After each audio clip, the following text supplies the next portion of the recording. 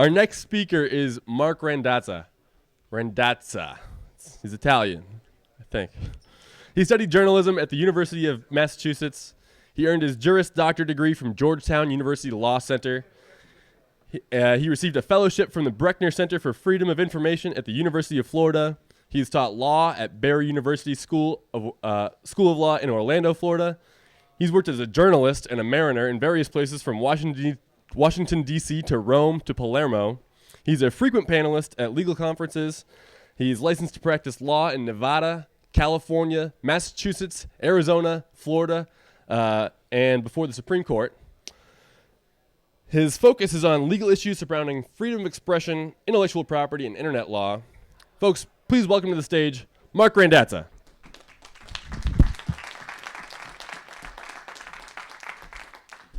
All right. So I just wanted to start with what did you do? Sorry. With just a celebration of greatness. This has nothing to do with my talk, but since I didn't have a presentation, I mean, isn't this fucking awesome? Like, have you ever seen anything so beautiful? Think about it. You live in the exact timeline as whoever wrote this headline for Popular Science. Of all the times you could have been born, you were born in this age. So can everybody just please give a round of applause to this? Come on. Come on, scream. Look at it. It's beautiful. All right, now we'll talk about my talk, not about Uranus. So this talk is really, it's called Unnatural Immunity. So we're not going to talk, I swear to God, anybody asks me a question about vaccines, I'm going to punch them. So that's why we're not doing Q&A. I'm so fucking sick of those questions. I'm not a vaccine lawyer, and I'm not your lawyer. Okay, I'm here to talk about law shit, but not your law shit. If anybody wants to ask me about their law shit, $2,500 for a consultation. I'll take Venmo or cash or Bitcoin. Other than that, leave me alone. All right, so unnatural immunity. These are immunities that come from the law. Now, we have two different kinds of immunity I want to talk about today, governmental and citizen immunity. Now, the concept of qualified immunity, how many people here know what that is? All right, you're all going to know what that is pretty soon. It comes to us from back when we were colonies of England, because the king could do no wrong. How's that strike you people here in Vermont? You like that? The king can do no wrong, so you can't sue the king. Now the government is the king, and you still can't sue the king unless he says, but by the way, you can sue me. So our government has actually, in its infinite grace, given us the ability to sue it when it fucks up sometimes, and it's a constitutional problem. Sorry, if you brought your kids here, I don't really give a shit. I'm talking for free. I'm going to talk the way I want to talk. You want your money back? Talk to them.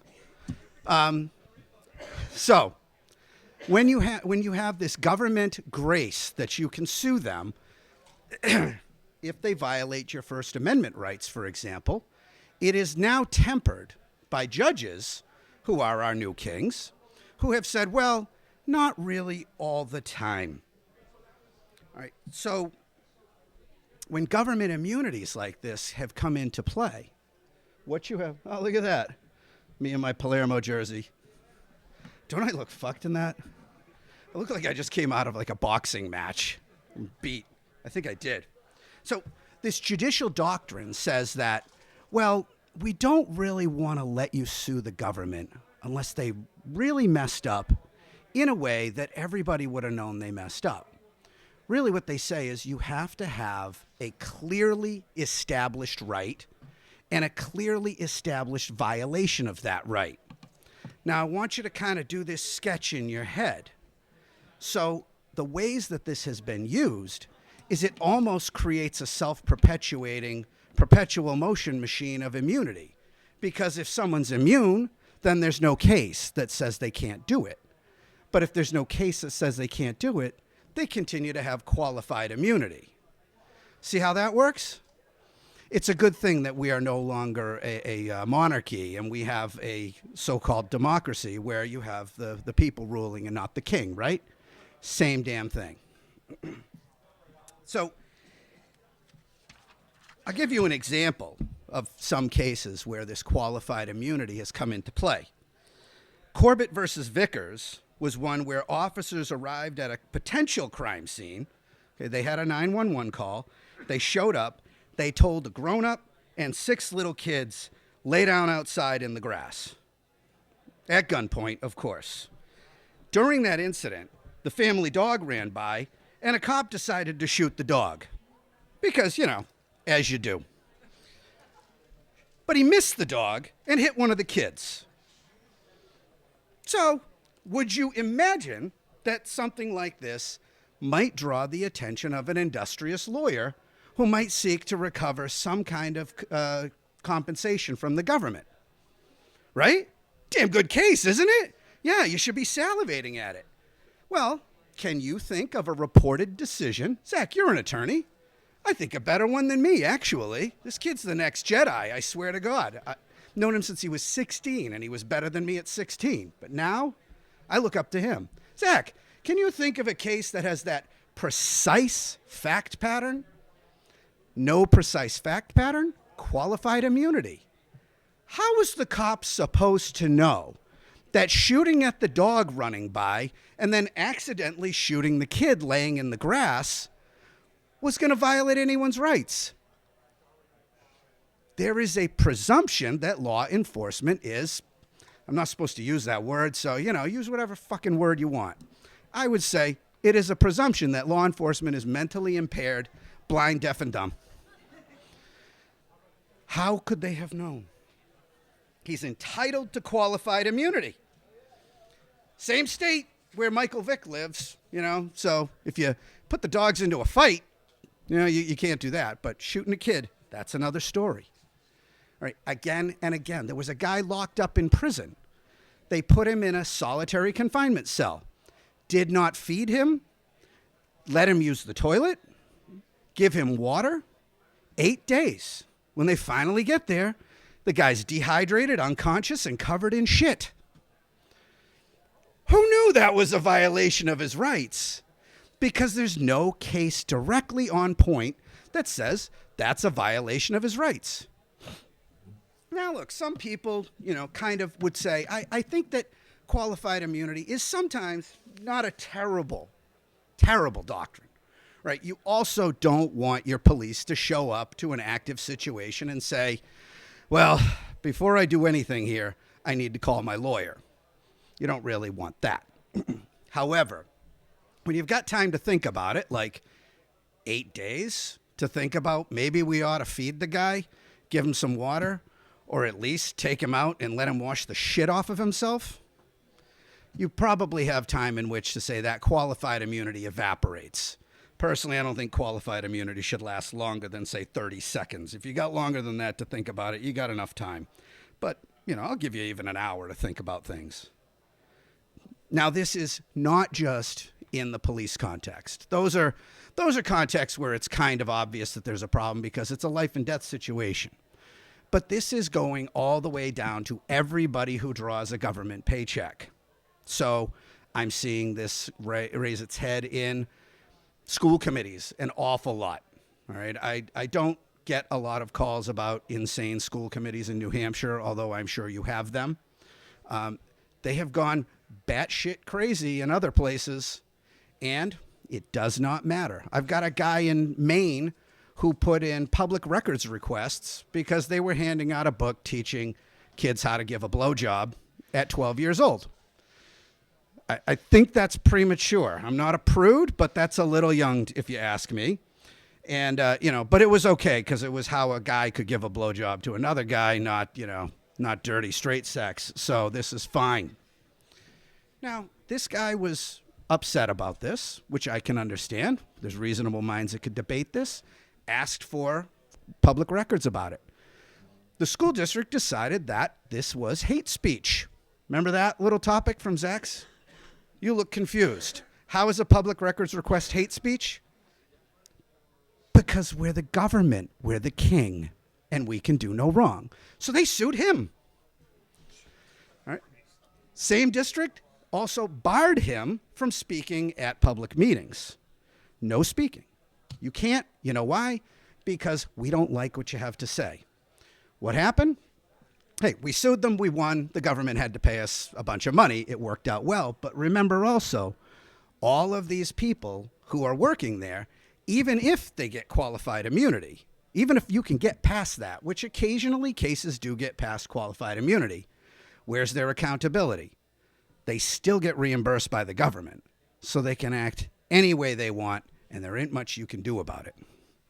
So, who here likes the concept of qualified immunity? Nobody? Come on, somebody be a rebel. All right, there we go. I said the right word, right? It just triggered you. Excellent, good. At least it's not unanimous. I hate it when the crowd is unanimous. It makes me wonder if people are paying attention. So, if you like qualified immunity, you're going to love this one. Sit firmly in your chair, sir. And you too, you're going to absolute immunity. Yeah, qualified immunity just wasn't enough for some of these sons of bitches. So who did they give absolute immunity to? Prosecutors. Prosecutors have absolute immunity. So I'll give you an example of a case. You're going to like this one. So a couple found their 4-year-old daughter wounded and bloodied. They called paramedics who responded to the scene and found the 4-year-old girl wrapped in a blanket to keep her warm. They airlifted her to a hospital. She underwent surgery, but she died. The couple told the authorities that their daughter was mauled by a wild dog, but they were charged with murder and convicted for life in prison. Jail for life for your 4-year-old daughter dying. Now, if you don't believe that a dog had anything to do with it, that seems like a fair consequence, does it not? So if you're the prosecutor and you have emergency room and autopsy photos that you decide these are not really relevant to the defense. See, when you get prosecuted, they're supposed to turn over evidence to you that they have. You know that, right? You've seen My Cousin Vinny? All right, it's pretty well done. If you haven't, you should watch it. Marissa Tomei is so hot in that movie. Ruined me for life. So they got a photo with paw prints, dog bites. I mean, there is absolute proof that this is what caused the kid's death. The prosecutor decided to bury that. But since the prosecutor was acting in their prosecutorial capacity, absolute immunity. No punishment whatsoever for that. Can't even sue him. Right. Similar case, there was a murder in Texas, and 2 people were charged by the same prosecutor for the same crime with theories that made it that if one did it, the other could not. They both got convicted and got the death penalty. So how do you bring a case against one person and another when you have exculpatory evidence in one case and exculpatory evidence in the other? Doesn't matter. They wanted their convictions. They got them. Yes, they were overturned after decades, after people spend... I mean, anybody here ever spend time in jail? Really? Thank you. Jesus, bunch of fucking goody two-shoes. Not even the drunk tank? Thank you. All right, me and you can hang out. If you have a question afterwards, we can talk. The rest of you, at least spend a night in the drunk tank. Know what it's like. It's kind of fun. I mean, depends. I was in Key West when I got thrown in the drunk tank. Imagine how shit-faced you got to be to stand out in Key West as drunk.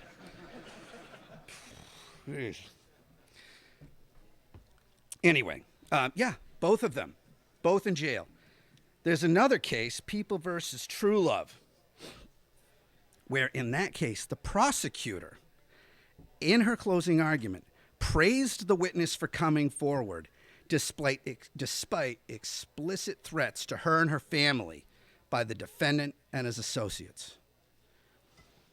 The prosecutor told the jury that the threats to the witness demonstrated the defendant's consciousness of guilt, attested to the credibility of the witness who risked her life to come forward. Seems like a relevant argument, right? What if not a word of that was true? She completely made it up. In fact, the witness herself even said as much after the trial. The appellate court did overturn the conviction. The court found the prosecutor committed highly prejudicial misconduct, that the people did not present a scintilla of evidence that defendant's friends and family would try to kill the witness if she testified against him. The appellate court, and this is pretty rare, said this yarn was made out of whole cloth.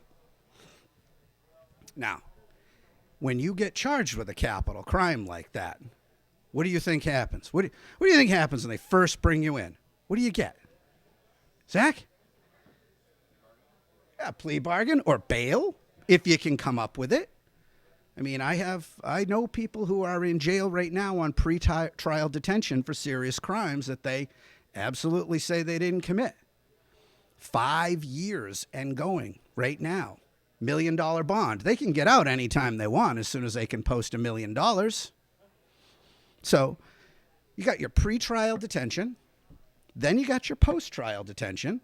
Let me tell you, a judge is not letting you out of jail on appeal, pending your appeal, if you went to jail for murder and the prosecutor argued that you threatened to kill the witness. There's no way. Heck, I wouldn't let you out. Would any of you let somebody out under those conditions?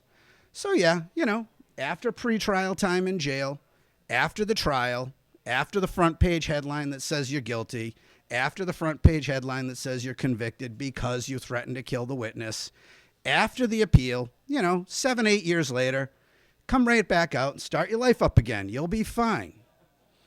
Any consequences for the prosecutor? None. Now, theoretically, there is a possible way to deal with it. You can file a bar complaint. And you can also go to the zoo and look for a unicorn. There is no possible chance. It may have happened in 1920 never, that sometimes you may have somebody from the bar care about whether a prosecutor abused their job, abused their privileges, and did something untoward. Maybe. But even then, what do they lose? They lose their job. Maybe not even permanently. That's it. And meanwhile, you lost 3, 4, 5, 10 years of your life, and every penny you have, you come back to your house, believe me, somebody else is probably living in it unless you had a good way to squirrel away money in a trust that a loved one can keep up for you. But other than that, no, you're done. And there's nothing you can do about it. I actually have a fun case right now where I am trying to challenge this. Anybody here ever heard a lawyer say, I never lost a case? Or heard of a lawyer who claims that? You never, yeah, sure. But I mean, there's lots of them. Tons of them. There is actually an industry term for those lawyers. Zach, do you know what it is? It's called pussy. All right? I could win every case, too, if I took easy ones. No, I take cases where I am definitely charging up Hamburger Hill with a sword and everybody's shooting machine guns down at me. Joao DePina. I love this guy because he looks like the Predator, but talks like Elmo.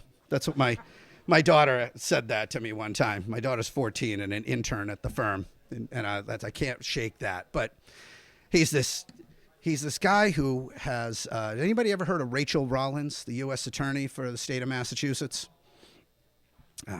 She's wonderful. So she was the district attorney for Suffolk County, Massachusetts, elected by the idiots who live there. And while she was district attorney for Suffolk County, there was a police shooting.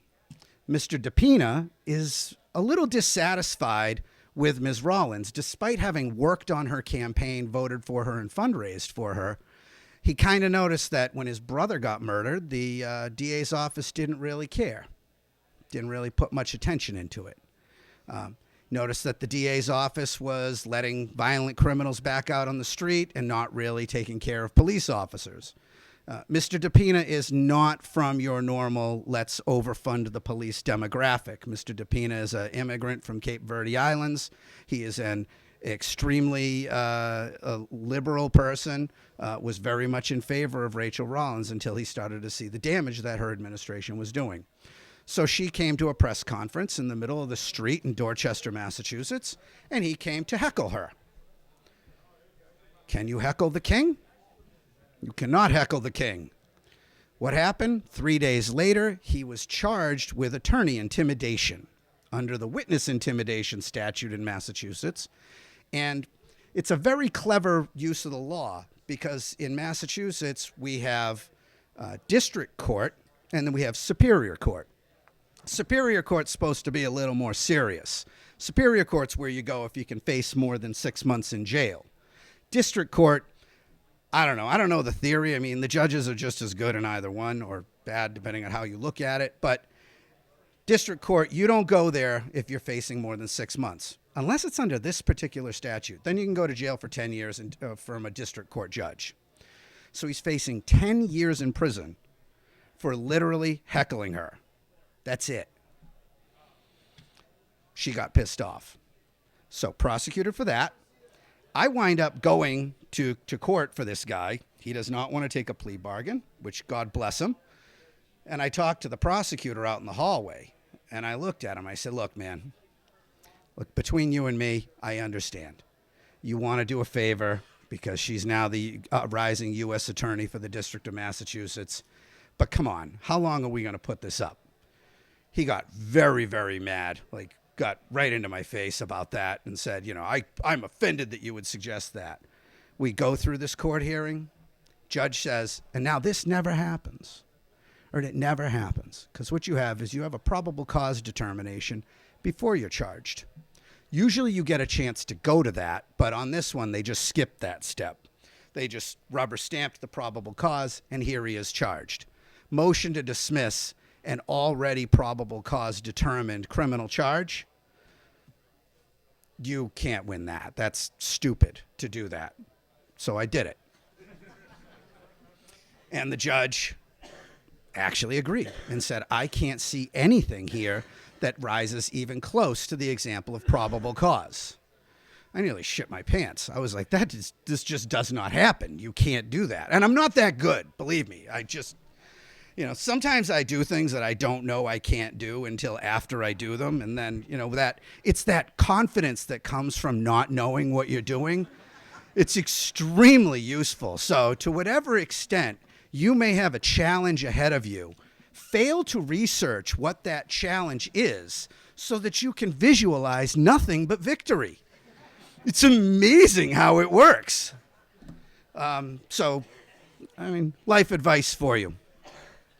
So it got dismissed, and now, of course, we're storming up trying to get rid of absolute immunity because I can't see how you can leave somebody in a position of power untouched who simply did not like that somebody was heckling them. All right, that they just cannot be. And that prosecutor who knew full well when he pushed it. Now remember, that prosecutor, by the way, a nice side story to this prosecution got sent from Suffolk County to Norfolk County. Norfolk County said, we are not touching this crap. Okay, so Norfolk County, Massachusetts prosecutor has ethics, would not touch it. So he showed that it could be done. Worcester County, they were of a different view, I suppose, than he was. So I am storming up that let's try to get rid of absolute immunity. Am I going to win? I don't know. Probably not. You know, you can think about the three branches of government being separate, but branches all grow from the same trunk. So is the judge, I mean, the trial court judge, they can't rule for me. I know that. I said that. I mean, we're going to the Supreme Judicial Court of Massachusetts and hoping that maybe they would get rid of it. Because if you think about it, can you imagine if protests could be prosecuted like that? Imagine that in the hands of somebody you hate. You know, I'm doing a similar case in the First Circuit where a guy went to go buy tickets to go see. I love that this case started with a Little Mermaid, to go see The Little Mermaid because he was stupid. He forgot. Well, sorry, Inga, this is my client, but he forgot to buy him early on. He went to the superintendent's office to just ask about that.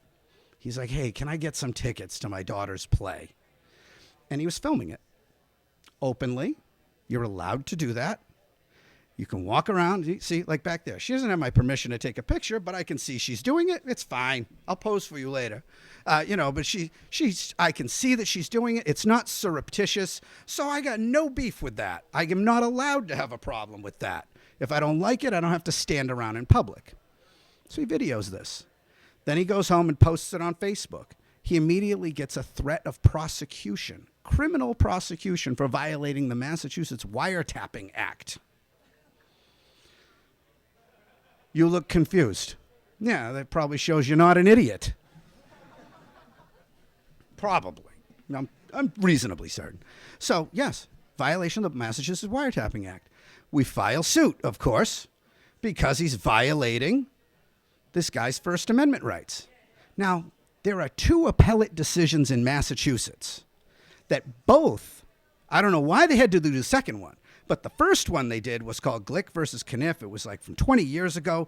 And in Glick, it said, yeah, of course you can record a cop doing his job, even surreptitiously, because you should be able to always videotape or record government officials acting in their official capacity. Doesn't that make sense? Yeah. Can you believe it? The First Circuit Court of Appeals said that. It made sense.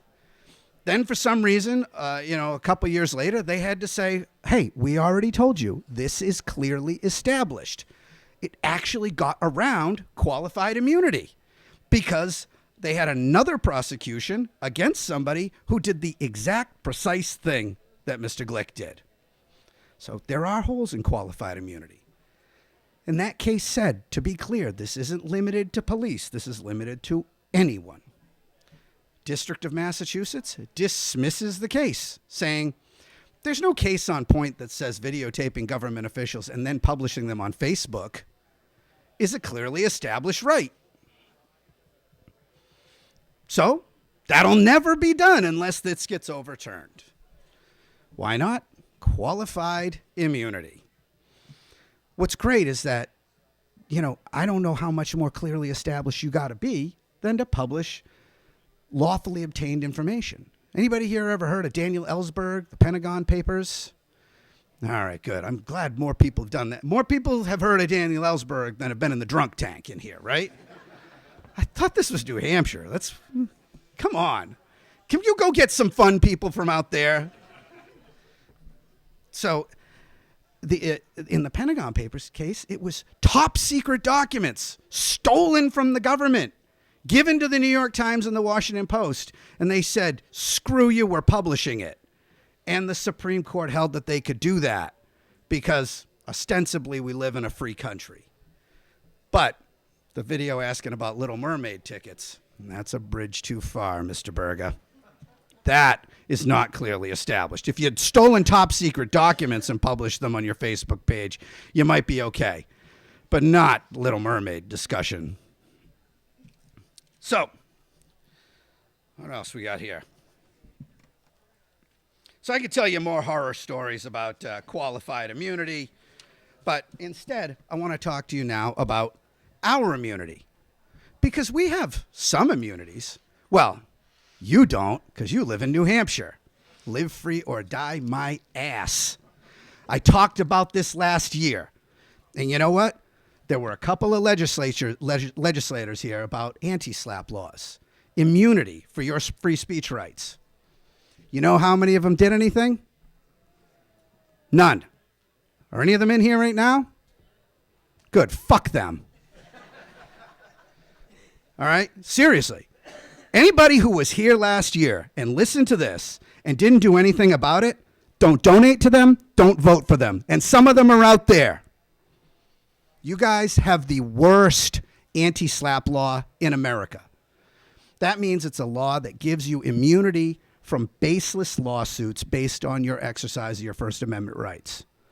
The worst. Worse than Massachusetts. Right? Yeah, I said that last year. It got a lot more groans. But yeah, you're more free in Massachusetts. You're more free in Maine. You're more free in Vermont. So take that shit off your license plate unless you're going to do something about it. All right. But Travis Corcoran, anybody ever hear of him? Yeah. He actually sponsored an anti-SLAPP law.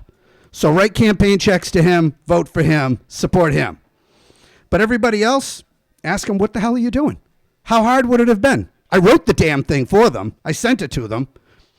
But Travis was the only one who picked it up and proposed it. So Travis is the man. Everybody, Travis, come on. Travis! Travis Corcoran, come in here. Somebody go get him. I want to have a round of applause for Travis Corcoran when he walks in the room. So SLAPP suits are strategic lawsuits against public participation. All right. This is when you get mouthy, and it's not the government goes after you, but somebody with a lot more money than you goes after you, or somebody with a committed lawyer goes after you. I got a guy who I'm representing in Minnesota, which has a very bad anti-SLAPP law, but not as bad as yours, who's getting sued because he called some other guy a retard. I mean, it's not nice. I donate to the Special Olympics. I get it. But at the same time, it's not actionable. He's 40 grand into this. I know I'm expensive. I like to buy nice things. I swear I can't deny that. But there's not much he's going to be able to do about that unless we get another state's anti-SLAPP law to apply, which we might. Here you don't have that. Every single time. When I brought this up last year, some legislators asked, well, do you have any examples of SLAPP suits that have happened here? It's like, of course not. It's just like qualified immunity, you mook. That is not something that you wind up with. You don't wind up with a case that says it if you don't have an anti-SLAPP law. But I did ask people in the room who had been threatened with a lawsuit or sued for something they had said that was First Amendment protected, like a consumer review or something like that. And there were a lot of hands in the room. And then I asked them to tell me the facts of the case. They couldn't. All of them had non-disclosure agreements that were used to shut down the lawsuit. So if you get sued, I mean, anybody here got an extra 70, 80 grand laying around they want to give me? You get sued, that may be what it costs you. It's going to cost you at least 30 grand. I mean, even if we get rid of it right away. So if you're not prepared to spend that, somebody just might say, shut up, don't say it again, and don't tell anybody that this happened. That's a SLAPP suit. So you want a case directly on point, anybody in the government? You're not going to find one. But it's happening every day here. So there is a proposed law there. Travis did put it forth. If you know any senators, you know any reps in this state, call them and ask them why their name isn't on it too. Because the government here has that same qualified immunity and that same absolute immunity, but they're not even giving you that free speech immunity. Now, one thing you want to be careful of, there is another version of this law that was written by the Model Rules Committee, kind of putting one out nationwide. Anybody know how many freedoms there are in the First Amendment? 5, correct. This organization, which was entirely staffed by lobbyists from the large media companies, how many freedoms do you think they protected? At least they went for 4. It's a good guess that it would be 1, but yeah, they went for 4. Massachusetts, the new anti-SLAPP law that's been proposed by Senator Tarr there, no support from mainstream press, because the only one that ever got support from mainstream press really was Florida's, because it only benefits the movie industry and news industries, doesn't benefit regular people. They don't want peasants like you to have First Amendment rights. They don't give a shit. They have insurance. They have insurance and a lot more money than you. So be wary when you see some of these proposals come forward. But fortunately, New Hampshire doesn't even have a competing bill. It's got one. It got put forth by Travis. He's here. Everybody hug him. Everybody shake his hand and tell him thank you. And then, after he's done with that, ask him what he's going to do about qualified and absolute immunity here. Because you can do something about that as well. Now, I'm challenging it from the top, right? I'm going at state Supreme Courts, federal courts, trying to limit it. But, here, In New Hampshire, you're much closer to your government than anywhere else, right? You have so many, I mean, it's the largest deliberative body in the world, right? Or outside of India or something like that. I mean, you got small towns where you have direct access to your elected leaders. And you know what? There's nothing wrong with your town passing an ordinance that says, if you invoke qualified immunity, we're not paying for your defense. Or at the very least, if somebody gets around qualified immunity, we're not going to pay your damages, because you will find a hell of a lot less arrogance from your government when they have to sit on at least the same level playing field that you sit on. But, you know, if you're not worried about this, then don't make it an election issue. I don't give a shit. I don't live here. All right? But, you know, my other home's in Nevada. We're very free out there. Our Supreme Court even got rid of qualified immunity for certain offenses. Yeah, Nevada's awesome. I mean, Californians are trying to ruin it, but it's still got a little bit of that libertarian of the West's backbone. So I guess am I out of time? I have 10 minutes. I thought you did 5. This is 5. That's 6. Fucking New Hampshire. All right. Well, you know, do you know why we do minutes like that? You know why we have 60 minutes in an hour? You know why? Yeah.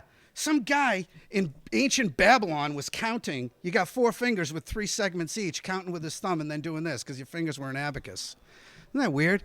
Because somebody couldn't do math in his head. We have 60 minutes in an hour and 360 degrees in a compass. All right, well, I'll tell you what. I said I wasn't going to do Q&A, but since I thought I had 6 minutes and I rushed through, because this is 6 where I come from. This is 15. Why'd you do that? You're making me look like a jerk. I'm doing a good job of that myself is what you're supposed to. I was setting it up. Come on, man. You're making me look like a jerk. Thank you. All right. So I will open a Q&A. Please keep it within the topics here. Really, if like you ask about vaccines, I'm going to go crazy. I'm not going to. Okay, good. You and then you. Don't come. You don't have to come up to. If you can yell from your seat. No, it's all right. But do whatever you're comfortable with. All right. So if we already have the First Amendment, then why do we need these laws? Isn't the First Amendment supposed to protect us? That is such a great question. I would swear you're a plant, but I don't even know you. He asked, why am I so worked up about anti-SLAPP laws if we already have the First Amendment that protects us? So let me explain to you what the First Amendment is. It is you will be protected. Your speech will be protected. So first, there's a complaint filed against you. Then you call me. And then I say, I am not getting out of bed without a $20,000 retainer. And you go, oh, shit. Then you look for a more modestly priced attorney. Maybe you get one that'll even do it for free. Maybe they'll even do a good job. But let's say you get somebody who'll take a $5,000 retainer. You got $5,000 laying around you don't need? Not that I don't need. Right. And it's not going to last long, all right, because, you know, I bill $1,000 an hour. There's people who'll do it for $300 or so. Get what you pay for. So now you go with your $300 an hour attorney. How long do you think it takes to review, and analyze that complaint? Now, let's write a motion to dismiss. I love people on Twitter and Facebook. They're like, just file a motion to dismiss. Yeah, sure. If that complaint at least swears out the elements of defamation, no motion to dismiss. But that motion to dismiss just cost you 10, 15 grand. You got 10, 15 grand you don't need laying around? Yeah. Now discovery happens. And depending on how aggressive that plaintiff's attorney is, you're going to go into depositions. There's going to be other people in depositions. Those are about $5 to $7 grand per day. Let's do 10 of them. You got 70 grand laying around you don't need? Right. So now, where are we? I can't do math. That's somewhere around 100 grand, right? And you're not even at summary judgment yet. A good motion for summary judgment, 25, 30 grand, 50 grand. You know, now you're somewhere around the cost of a wicked nice car or a wicked shitty house, right? So now you are really screwed. And guess what? Damn it, you got a great lawyer. You had me. We walk out of summary judgment, and you won. And I hand you the piece of paper that says you won. You're still walking out of there. You know, in Italian, as we say, con un culo così. Means with your ass like that. You just got reamed, 150 grand to say you're right. So, the First Amendment will protect you there. Or maybe you go to trial. Then we're going to pick a jury. You're going to go through all that, double all that. 300 grand. Now let's just pretend I'm feeling wicked charitable. I'll do it for a quarter of that. But even that's a hell of a lot of money, isn't it? Right. So if I were to take leave of my ethics and somebody who wanted to shut you down for your political speech or your assembly rights or other First Amendment rights, and I decided I just want to crush you, I can do that. And there's probably nothing you can do about it. Fortunately, I will not do that. My engagement letters at my firm actually say, we will not do harm to the First Amendment, nor through inaction allow harm to come to the First Amendment. Thank you, Mr. Asimov. So you get it now? First Amendment's nice. New Hampshire free speech clause is even better. But neither of them are going to, you can beat the rap, but you can't beat the ride. And that's what an anti-SLAPP law does. It makes it that the person who's coming after you that way, they're going to have to pay the ride if they can't beat the ride for you. Go talk to Travis. Tell him good job. Sir?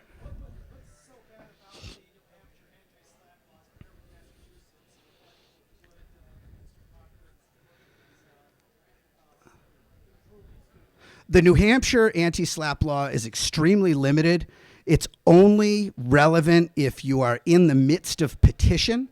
So you can't get sued if right now if we were on the Senate floor right now. So, more government kind of protecting itself stuff. It's worthless. It is, for all of you, it'll never come into play. So his will actually stop litigation early. So what it does is it suspends all that expensive discovery stuff unless there's a showing that you really need it. Because I think there needs to be an outlet for legitimate defamation suits. I mean, if somebody does, God forbid, somebody falsely accuses one of you of something heinous, you got to be able to deal with that. Your reputation is worth something. I don't think all defamation suits should be thrown in the trash heap at all. I bring plaintiff side defamation suits. I like bringing them in states with anti-SLAPP laws. I'm not afraid of them because I love having an early anti-SLAPP motion because I will not take that case. Oh, that's 5, right? Oh, okay.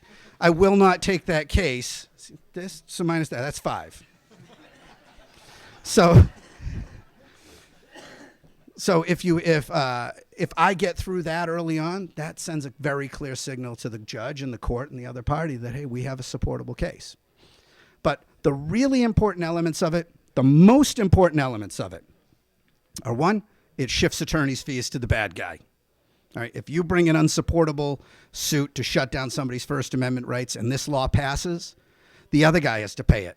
Now I got to ask you, you got $0 laying around you can part with? But I got to ask the guy trying to shut you up, hey, do you have, and I'm not giving you a discount, buddy, does the bad guy have $300,000 laying around? Because I'll take that now. It also has what's known as an interlocutory appeal. It's an immunity from prosecution. It's an immunity from suit. All right, just like qualified immunity, just like the immunity the government likes to give itself. So what does that mean? Look, judges are human beings. Some are great, some are fair, some are corrupt, some are stupid, some are geniuses. It's like any other group of human beings you're going to find. They're on average more intelligent than your average bear, but, some of them are pretty dingbats. But in any event, what if you have a judge who makes a mistake early on or just gets lazy? I mean, a lot of judges don't like to rule on motions to dismiss because they're afraid they're going to get overturned. If I don't get overturned, if I don't issue any ruling, then I can't get overturned. Well, here you got to. You're going to the appeals court right away anyway. That gives you an immediate review of a court that is distant from the trial setting. That's probably more important, I think, even than the fee shifting. Sir. Okay, so if it's going to cost like 100 to 300 grand to defend yourself against these like defamation suits, what's the alternative? What if you just don't pay for the lawyer? Like how much are they trying to take from you in a defamation suit? Is that more, like significantly more? If you don't show up at all, Yeah, they try to everything. sue you. I mean, if I have a default against somebody, why would I let anything limit me? So any amount, like they can, like for calling someone the R word, they can take everything you have. Depends on the judge. Maybe. I mean, look, if your strategy is I'll just ignore the lawsuit, it's a strategy. I do get calls from people who make that decision and then they want me to fix it afterwards. You know, it's kind of like, hey, I could have had this tumor cut out of my liver, but I left it there until I'm on my deathbed. Now can you fix it? So, sure, that's an option. I mean, you can always put all your money in, Bitcoin and go hide up in the mountains too, but this is New Hampshire. You probably do that already. If I have time for another question? Okay. So there was a naughty prosecutor in a case up by me for a kid named Kyle Rittenhouse. Yep. And I'm wondering, you're saying absolute immunity means this guy's not going to be seeing criminal charges. Oh, criminal charges, certainly not. Yeah. Civil charges, absolute immunity. If you did it under the auspices of prosecution, you are free and clear. Absolutely. Not only do you not lose, like we said, you're immune from suit. So the judge will dismiss it right then and there. You're done. If the judge doesn't, they get an interlocutory appeal. They get an immediate appeal. But they give that to themselves, not to you. But you can take it. Yeah. So with that kind of off the table, disbarment being unlikely, what options commonly are there for recourse against misbehaving prosecutors? Nothing. Thank Deal you. with it, peasant. That's your option. Deal with it. Too bad. There are But tar and feathers. Just put that up. I as a member of the bar, I cannot advocate nor abide any advocacy of imminent lawless action. But if I catch you doing it, I think, my battery's dead. All right. Are there any entrenched political interests that are kind of pre-established against these anti-SLAPP suits? Like, what's the resistance? What are the agencies, organizations, or entrenched stuff that resist these things? Lawyers who like to bring meritless lawsuits hate them because it gets in the way of that. Usually extremely wealthy people are against it because if you can outgun the other guy, it doesn't matter. You can still grind them under the gears until they have to give up. So there's that. Like, for example, Steve Wynn tried to get the one in Nevada that I wrote repealed. Didn't work, but he tried. So you're going to find that. Generally, there's a little bit of resistance at large media companies because they already have, sometimes they'll give lip service to it, to supporting it. But there's a reason the Boston Globe is not out in support of the new Massachusetts one. There's a reason you haven't seen any editorials supporting the one that Travis put forth by the Manchester, whatever it is, the Manchester Bitcoiner, whatever the newspapers. Travis! Everybody, Travis! Yeah! Here he is! Up! Stand up, everybody!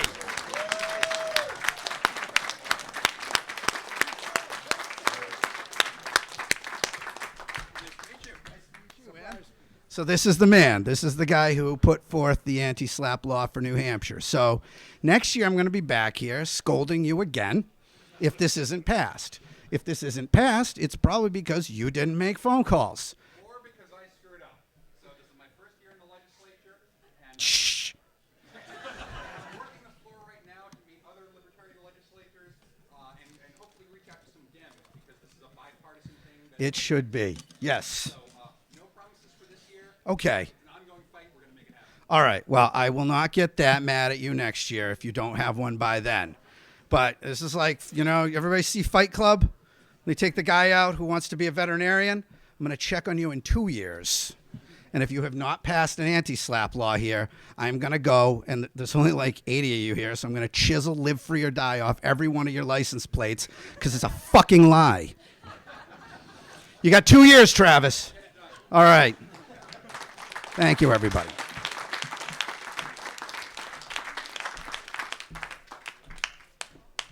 Keep it going for Marc Randazza, everybody. That was great. Maybe the most fun talk so far. Guy does not give any F's or S's. Or as Marc would say, no fucks given. It's lunchtime, everybody. Get out there, stretch your legs, have some food. If you didn't sign up for lunch, go to the Backyard Brewery or somewhere else. We'll be back in an hour. Jody and Ian Underwood will be talking, I believe, the Croydon situation. I'm not positive, but we'll check with them. It's going to be a good talk. See you guys in an hour.